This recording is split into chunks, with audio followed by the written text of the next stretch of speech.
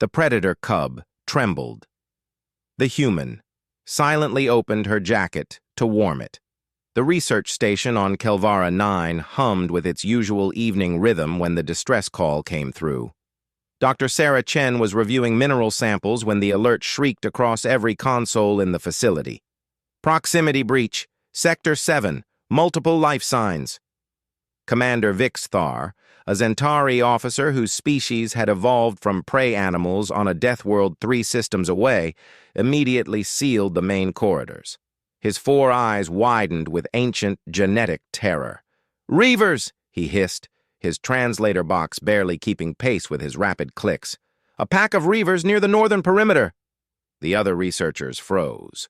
Reavers were apex predators native to Kelvara 9, standing nearly 3 meters tall with obsidian claws and teeth designed to shear through reinforced steel. They hunted in coordinated packs, and their intelligence rivaled that of many spacefaring species. The research station had been carefully positioned to avoid their territorial ranges, but migrations happened, fatal migrations. "Everyone to the safe room," Vixthar ordered, his fur standing on end. "Now!" Sarah moved with the others, but something on her scanner caught her attention. Among the heat signatures moving past the station, one was significantly smaller than the rest, and it wasn't moving. The pack's signatures continued northeast, but this small one remained stationary about 200 meters from the station's auxiliary entrance. "There's a small one out there," Sarah said quietly, "separated from the pack." "Then it will die," Vixthar replied without hesitation. "Alone, a juvenile reaver cannot survive the night. Kelvara 9's temperature drops to -40 after sunset. But that is not our concern. We must survive." Sarah watched the heat signature on her scanner. It was getting weaker. The cub was dying. She thought about protocol. She thought about safety. She thought about the fact that Reavers killed 3 researchers on a station 30 kilometers south just last year. Then she thought about the terrified animal lying in the snow, abandoned by its pack, too young to understand why the warmth was leaving its body. "I'm going to get it," Sarah announced. The safe room erupted in protest. Vixthar's translator couldn't keep up with the overlapping objections from the 6 different species present. "That is insanity!" Vixthar finally managed to shout above the chaos. "Humans, I know your species has a reputation for reckless compassion, but this exceeds all rational behavior. That creature will grow to kill you." "Maybe," Sarah said, pulling on her thermal suit, "but right now it's just scared and cold. We cannot allow this. You can't stop me, Commander. I'm not military. I'm a civilian researcher, and that auxiliary door has independent access." She sealed her suit and grabbed the emergency medical kit. "If I'm not back in 20 minutes, seal the station. Don't risk anyone else." She didn't wait for a response. The auxiliary door opened with a hiss, and the brutal cold of Kelvara 9's night struck her like a physical blow. Sarah's suit immediately began working overtime to maintain her body temperature. She could see her destination now, a small dark shape against the blue-white snow about 50 meters away. As she approached, she could make out more details. The Reaver cub was indeed small, probably only a few weeks old, its obsidian scales not yet fully hardened. It lay on its side, breathing in shallow gasps. Its eyes, 6 of them arranged in a predatory forward-facing pattern, tracked her approach with dimming awareness. Sarah knelt beside it. Up close, she could see it was beautiful in the way all predators were beautiful, perfectly designed for its purpose. The cub made a weak sound, something between a hiss and a whimper. It tried to bare its teeth at her, a defensive gesture, but it was too weak to be threatening. "Hey there, little one," Sarah whispered, though she knew it couldn't understand her words. "You're in trouble, aren't you?" The cub's body temperature was dangerously low. Sarah made a decision. She opened her thermal suit jacket and carefully, slowly, lifted the cub. It weighed about 15 kilograms and was cold as ice. The cub made another weak protest sound, but didn't resist as Sarah placed it against her chest and closed her jacket around it. The cub's scales were frigid against her skin, even through her thermal underlayer, but Sarah's body heat immediately began transferring to the small creature. She could feel its heart beating rapidly, too rapidly, a sign of hypothermia. She turned and started the walk back to the station, cradling the predator against her body. Inside the safe room, the research team watched the security feed in stunned silence. Dr. Morgeth, a insectoid thoraxian, made a gesture of disbelief with his antennae. "She is carrying it. She has placed the predator against her own body." "Humans," Vixthar muttered.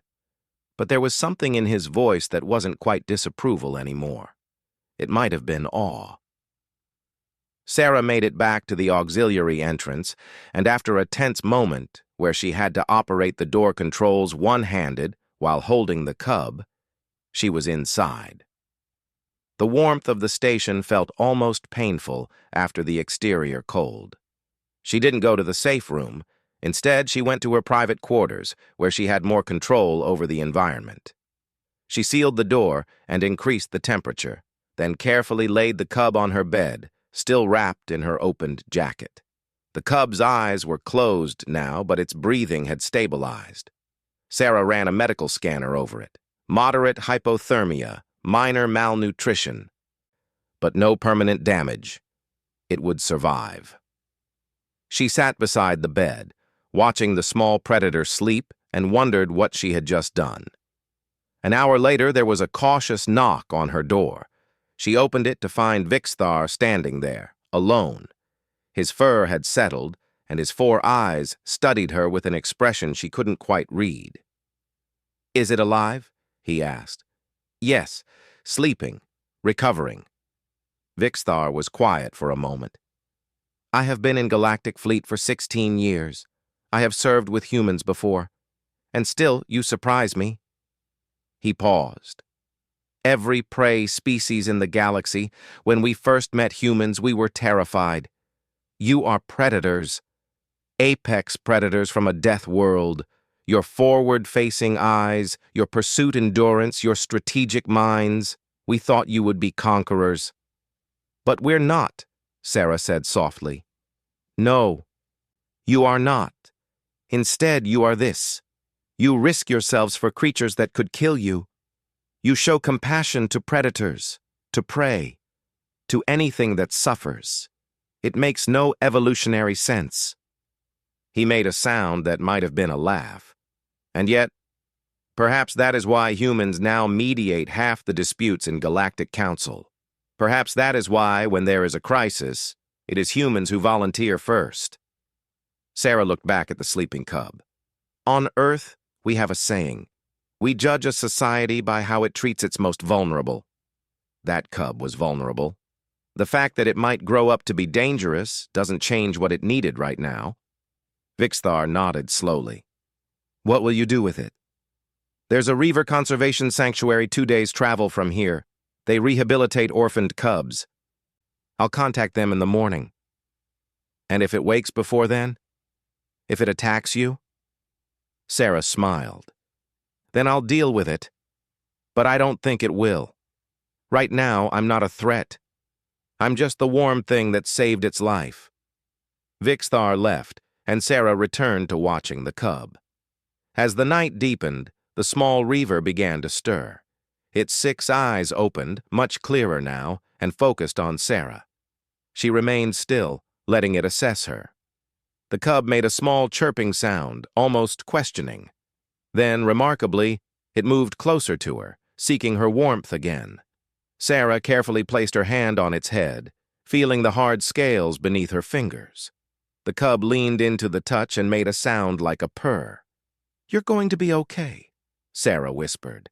"And someday, you're going to be magnificent and terrifying. But tonight, you're just cold and scared, and that's okay too." The cub fell back asleep, and Sarah kept watch through the night, her hand resting on the small predator's head. Outside, Kelvara 9's frozen landscape stretched endlessly under alien stars. Inside, in the warmth of human compassion, a predator cub dreamed safe dreams. When dawn came and the conservation team arrived, they found Dr. Sarah Chen asleep in a chair beside her bed, where a Reaver cub slept peacefully wrapped in her jacket. The conservation team leader, a human herself, took one look at the scene and smiled. "Classic Sarah," she murmured, and gently woke her colleague to complete the transfer. The cub was taken to the sanctuary, where it would be raised with others of its kind. But the researchers at Station Calvera 9 would never forget the night the human opened her jacket to warm a predator.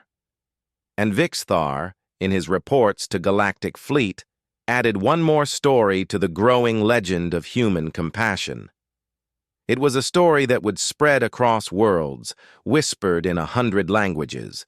Humans, the galaxy's strangest predators, who chose kindness over fear every single time.